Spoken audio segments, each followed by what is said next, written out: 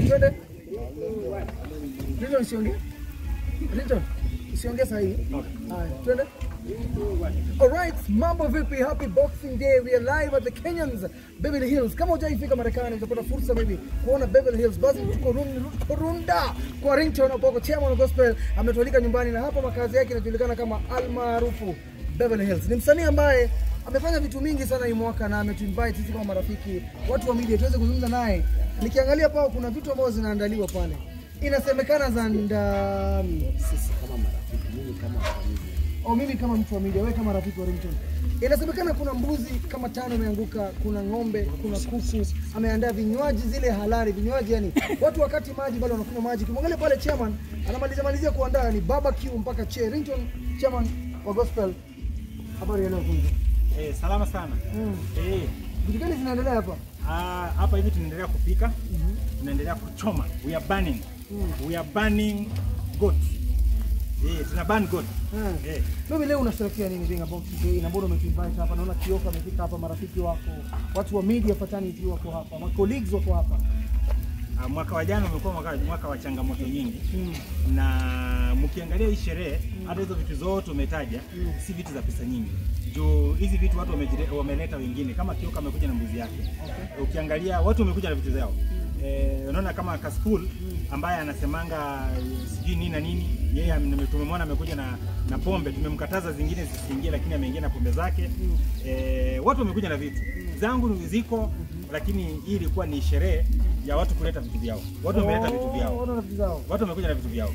Ukiona watu wamebeba vitu wanakunywa, wanakula, wengine wamebeba vitu vyao wanakunywa, wengine wamebeba vitu vyao wanakula. Lakini sisi yangu ile ambayo nimepeana ndio hii. Yangu ni mbuzi. Na ile watu wanakunywa nini? Wanakunywa maji uzima, maji ya wokovu. Ama ni soda. Kwa kweli wacha tuseme. Hapa watu wengine wanakunywa wine. Lakini ni kwangu.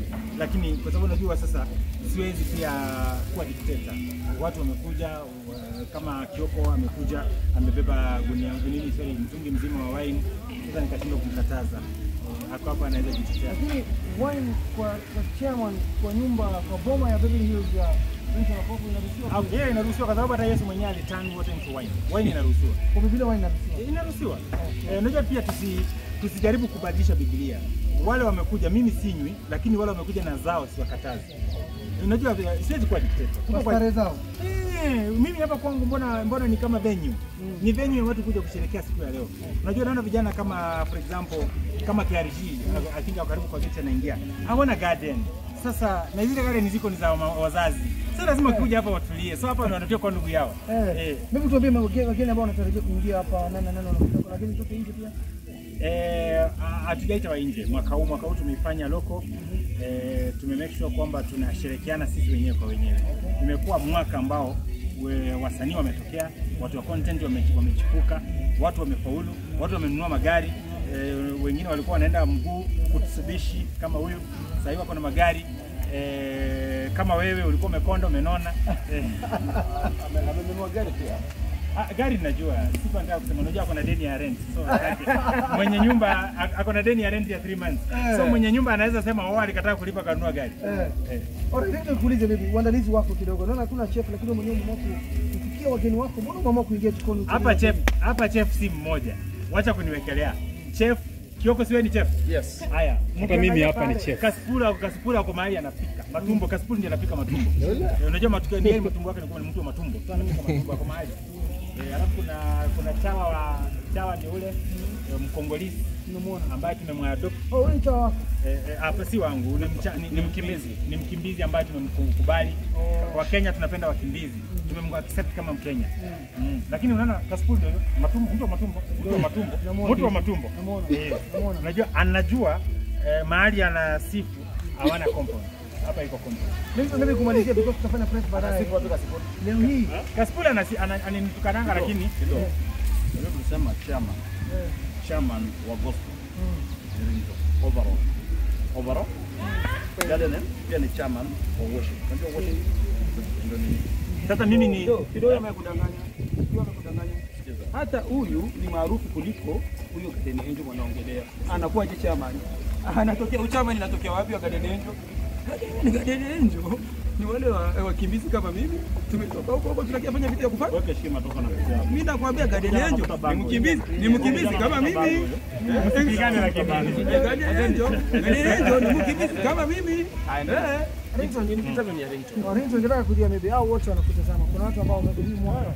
Mungu ajawajalia watapata fursa wataweza kula nyama, wataweza kushirikiana na familia. Lakini wao wamefanya kitu kipekee. Wameita Kioko, wameleta mbuzi, marafiki zangu wamefika hapa. Kaspool pia amekuja na mbuzi.